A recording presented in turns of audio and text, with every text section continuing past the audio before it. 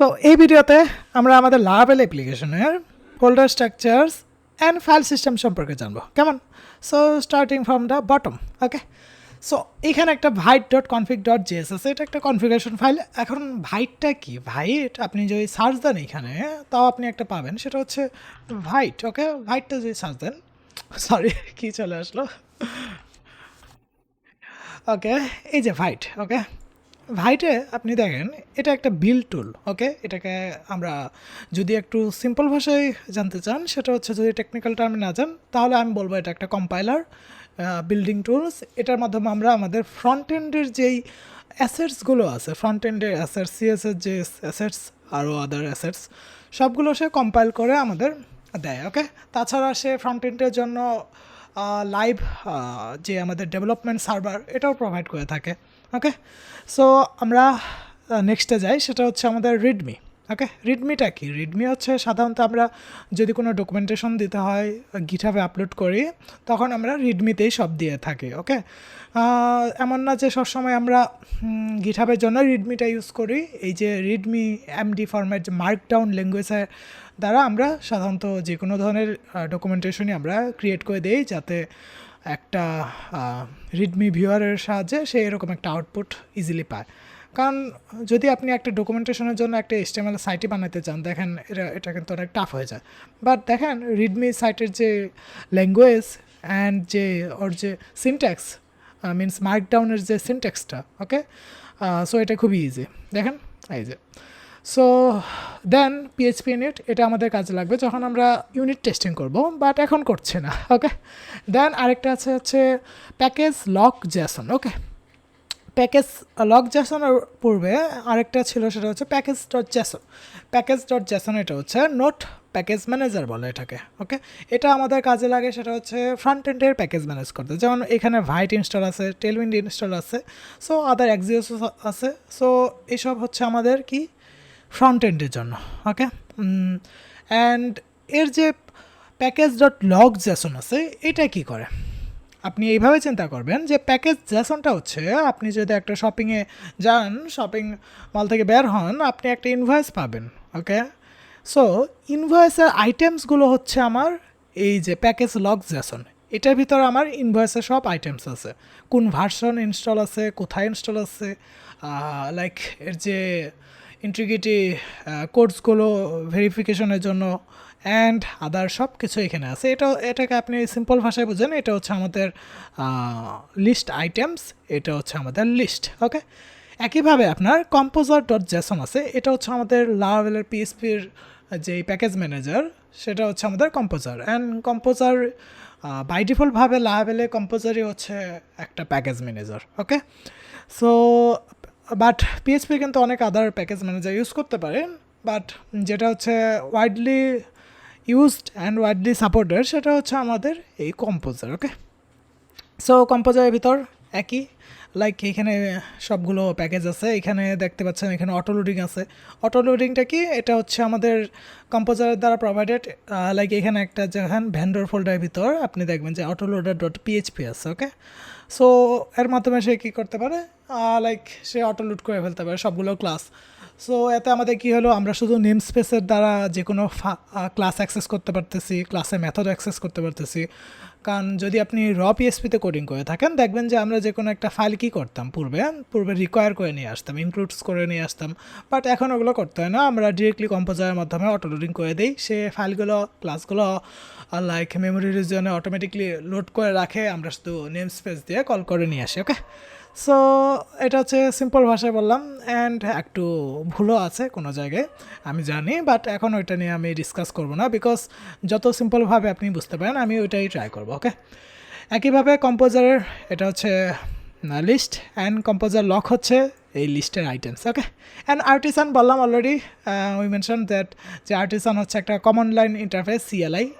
And গিট ইগনোরের ভিতর দেখবেন যে অনেকগুলো সে ইগনোর করে রাখছে। কী লাইক ডিবাগ লগসগুলো, ENVগুলো, ভেন্ডর ফোল্ডার, এইসব সে ইগনোর কেন করে রাখছে? কারণ এগুলো তো যে কোনো ডেভেলপার যখন একটা সোর্স নিয়ে সে ইনস্টল করবে, লাইক ইনস্টলেশন প্রসেসগুলো ফলো করবে, তখন এগুলো অটোমেটিক চলে আসবে।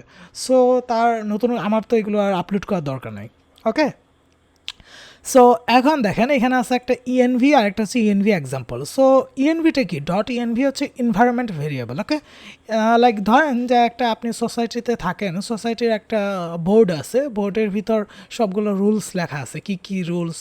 সো বলতে পারেন যে এগুলোই হচ্ছে ওই বোর্ড। ওকে, একটা যে অ্যাপ্লিকেশন রান হয় আমাদের লারাভেলে, একটা অ্যাপ্লিকেশন, এই অ্যাপ্লিকেশনটা তো একটা এনভায়রনমেন্টের আন্ডারে রান হয়। সো এই যে একটা সোসাইটির আন্ডারে রান হচ্ছে, তো এর তো কিছু রুলস আছে, এর যে কিছু রুলস রেগুলেশনগুলো আছে, এগুলো আমরা এখানে ডিফাইন করে দিই কেমন। অ্যান্ড এটার একটা এক্সাম্পল ফাইল আছে, যদি কোনো নতুন ডেভেলপার আসে, মিনস আমরা তো ইএনভিটা ডিরেক্টলি আপলোড করি না, বিকজ এখানে আমাদের ক্রেডেনশিয়ালসগুলো থাকবে, অ্যাপ কি থাকবে এখানে, দেন ডাটাবেজের কানেকশনসগুলো থাকবে। ওকে, এগুলো তো আমরা ডিরেক্টলি পাবলিক করবো না, যখন গিটহাবে আপলোড করবো অথবা কোনো কার সাথে শেয়ার করবো, তখন আমরা এই যে গিট ইগনোরের মাধ্যমে দেখেন এখানে ইএনভিতে ইগনোর করা আছে, সেক্ষেত্রে এটা অটোমেটিক গিটে আপলোড হবে না, বাট এই ডট এক্সাম্পলটা আপলোড হবে। সো যে নতুন ডেভেলপার আসবে সে কী করবে, ডট এক্সাম্পলটাকে সে রিনেম করে, ডট ইএনভি করে সে ইউজ করবে। ওকে, তারপর এখানে দেখেন এখানে আছে একটা ভেন্ডর ফাইল, ভেন্ডর ফাইল নিয়ে vendor folder. So vendor folder নিয়ে আপনারা তো চিন্তা করার দরকার নেই, এটার ভিতরে কী হয়, সবগুলো প্যাকেজ আমাদের ইনস্টল থাকে, ইনক্লুডিং আমাদের যদি দেখায় এখানে লারাভেল প্যাকেজটাও ইনস্টল আছে, লারাভেলের যতগুলো প্যাকেজ আছে সবগুলো এখানে ইনস্টল আছে কেমন। সো অ্যান্ড আদার যেই প্যাকেজেসগুলো আছে HTTP রিকোয়েস্টের জন্য থেকে শুরু করে সব কিছু এখানে অ্যাভেলেবেল আছে। সো আপনার এটা নিয়ে টেনশন করা দরকার নাই। এটা আপনি যদি ডিলিটও করে দেন, ধরেন আমি এটা ডিলিট করে দিচ্ছি, এটা কীভাবে ইনস্টল করবেন, এই যে এখন ডিলিট হয়ে যাবে এটা, হ্যাঁ এখান থেকে ডিলিট হয়ে গেল, লাইক এই যে ধরেন আমার এটা ডিলিট হয়ে গেলে, পার্মানেন্ট ডিলিট দিয়েছে, এই যে ডিলিট গায়েব। এখন কিন্তু এটা চলবে না, বিকজ অটো লোডিংগুলো হবে না, বিকজ প্যাকেজগুলো ডিপেন্ডেন্সি যত প্যাকেজ ছিল ওটা তো ভ্যান্ডারের ভিতরে থাকবে। সো একটা ডেভেলপার এটা পূর্বের মতো কীভাবে নিয়ে আসবে, এটা নিয়ে আসার জন্য তো আমাদের এখানে দেখেন একটা লিস্ট আছে। সো এই লিস্টটাকে আমাদের এক্সিকিউট করাতে হবে। ওকে, সো আপনি লিখবেন হচ্ছে লাইক কম্পোজার কমান্ড দিবেন, দেন ইনস্টল -TAL ইনস্টল। ওকে, এটা দিবেন, তো সে কী করবে, অটোমেটিক এই যে ভেন্ডর ফোল্ডার এই যে আবার ক্রিয়েট করে ফেলছে, সে এটা ডাউনলোড করে আবার নিয়ে আসবে। ওকে, অ্যান্ড দেন হচ্ছে টেস্টিং, এটা হচ্ছে আমাদের ইউনিট টেস্টিংয়ের জন্য দরকার নেই আপাতত। দেন হচ্ছে স্টোরেজের ভিতর লাইক একটা আছে অ্যাপ ফোল্ডার, একটা আছে ফ্রেমওয়ার্কের ভিতর আমাদের যে অপটিমাইজড ভার্সনের যে লাইক ডাটাগুলো থাকে অপটিমাইজড থাকে, লাইক আমরা ক্যাশি করে রাখি, যে আমাদের ভিউ ক্যাশি করে রাখলাম যাতে লুট ফাস্টার হয়, এগুলো সব এখানে জমা হয়। তাছাড়া আমাদের এখানে আছে সেশনের ভিতরে সেশন, যদি আমি ফাইল ইউজ করে থাকি, বাই ডিফল্ট এখন সেশন ডাটাবেস থাকে, পূর্বে এটা ফাইল ছিল, যখন ফাইল থাকতো তো এখানে থাকতো। অ্যান্ড এখানে টেস্টিং অ্যান্ড ভিউসের এই যে ভিউস, এগুলো কিন্তু ওই যে আমাদের কম্পাইল্ড ভার্সনগুলো। ওকে, তাছাড়া আপনি যদি এখানে দেখেন লগসের ভিতর কি আছে, অনেকগুলো লগ আছে, দেখছেন এতগুলো লগ। সো এটা বাই ডিফল্ট লারাভেল.log, এটা বাই ডিফল্ট জেনারেটেড থাকে। অ্যান্ড যে কোনো ধরনের কোনো ইস্যু আসলে অথবা আমরা যে কাস্টম কোনো লগ করি সব এই ফাইলে এসে জমা হয়। ওকে, অ্যান্ড রাউটস ফোল্ডারটা কি, আমাদের ইউআরএল। ধরেন আমার একটা পেজ আছে অ্যাবাউট পেজ, সেক্ষেত্রে আমার অ্যাবাউট পেজের ইউআরএলটা কী হবে বলেন তো, এটা হচ্ছে আমার রুট পেজ। মিনস ধরেন আমার ওয়েবসাইটের নাম হচ্ছে গুগল। ওকে, লাইক GWGLE.com, এটা হচ্ছে গুগল.com গেলে সে এটা এক্সিকিউট হবে, বিকজ এটা আমার রুট। এই স্ল্যাশের মানে হচ্ছে, ধরেন এটা আমার স্ল্যাশ, এই স্ল্যাশের মানে কি জানেন, আমি একটু দেখাই। এই স্ল্যাশের মানে হচ্ছে শুধু যে একটা স্ল্যাশ আমি দেখাচ্ছি, যে একটা স্ল্যাশ, এই স্ল্যাশটার মানে হচ্ছে আমার root, ROOT, root means like www.gwgle.com, এটা হচ্ছে আমার রুট। এখন আপনি যদি চান লাইক অ্যাবাউট পেজে যাবেন, সেক্ষেত্রে কী করতে হবে, আপনার রুটের সাথে অ্যাবাউটটা যোগ করতে হবে, তাই না, লাইক অ্যাবাউট, এই যে অ্যাবাউট। ওকে, সো এটা কোথায় যাবে এখন, রিডাইরেক্ট হয়ে Google/about, এইভাবে। আই গেস আপনি এটা বুঝতে পারছেন যে কীভাবে এটা কাজ করতেছে। ওকে, এটা হচ্ছে আমাদের রুট, দেন এটা হচ্ছে আমাদের, এটা মিনস সর্বপ্রথম হচ্ছে বোঝেন যে এটা একটা রাউট, আমরা তো এটা ডিটেলস আরও কভার করবোই নেক্সটে। ওকে, সো এখন আমি ফোল্ডার স্ট্রাকচারে থাকি আপাতত। অ্যান্ড এখানে দেখেন এখানে আমার রিসোর্স আছে, রিসোর্সের ভিতরে সিএসএস অ্যান্ড জেএস এটা আমাদের কাজে লাগে যখন আমরা কোনো একটা ফ্রেমওয়ার্ক ইউজ করি ফ্রন্ট এন্ডের জন্য, লাইক ভিউ, রিয়েক্ট অথবা যে কোনো একটা। ওকে, অ্যান্ড তাছাড়া এখানে ভিউজ ফোল্ডার আছে। এই ভিউজ ফোল্ডারের ভিতরে আপনি দেখবেন যে ওয়েলকাম, এটা হচ্ছে আমার ভিউ ফাইলের নাম, দেন হচ্ছে blade.php। এখানে আপনি যে দেখেন দুইটা ডট দেওয়া, এই দুইটা মিলায় হচ্ছে একটা এক্সটেনশন। ওকে, blade.php এটা মিললে হচ্ছে একটা এক্সটেনশন। সো এটা হচ্ছে আমাদের একটা ব্লেড ফাইল, আমি বলছিলাম না ব্লেড টেমপ্লেটিং ইঞ্জিন হয় একটা। সো এটা হচ্ছে এরকম, দেখেন কোনো চেঞ্জ কিন্তু আপনি দেখবেন না, লাইক ইজি সব, যে যে র HTML ছিল ওইটার মতোই কিন্তু সব কিছু, শুধু কয়েকটা কন্ডিশনস আছে, এগুলো আমরা নেক্সটে দেখবো। ওকে, সো নেক্সটে দেখি পাবলিক ফোল্ডার। পাবলিক ফোল্ডারের ভিতরে আমরা কী রাখি, লাইক এখানে কী আছে দেখি, এখানে আছে আমার index.php অ্যান্ড তাছাড়া রোবটস অ্যান্ড ফেভিকন আছে, একটা htaccess আছে অ্যান্ড বিল্ড আছে।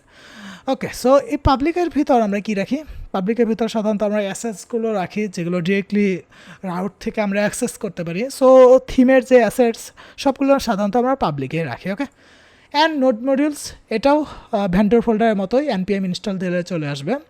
এটা হচ্ছে ফ্রন্ট এন্ডের। অ্যান্ড ডাটাবেস, ডাটাবেসের ভিতর একটা আছে ফ্যাক্টরিজ, একটা আছে মাইগ্রেশনস, একটা আছে সিডার্স। সিডারটা হচ্ছে লাইক